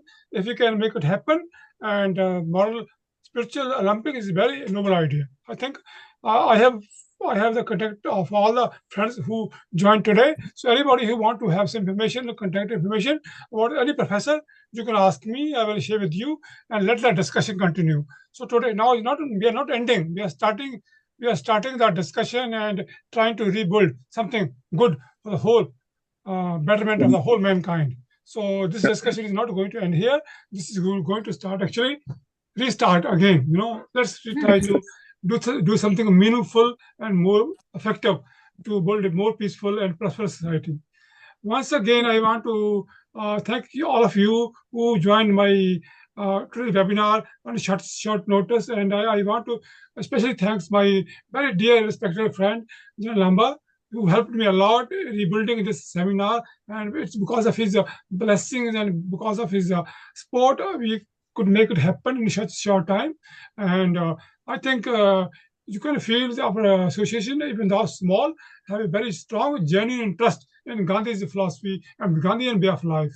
So I will also like to request Madam Desai to support us in this project, and I hope we can take it to the next level. Once again, now we are short of time. I hope we can meet once again sometime in the near future and continue the discussion.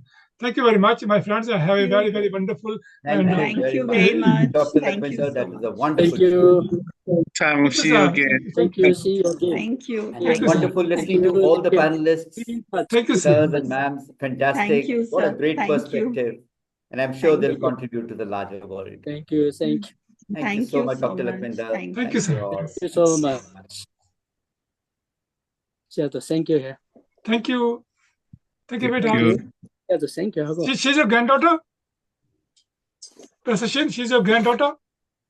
Yeah, my granddaughter. Wow. Welcome to our society. She should learn about Gandhiji. No?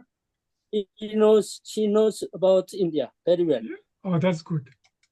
including flag, national flag.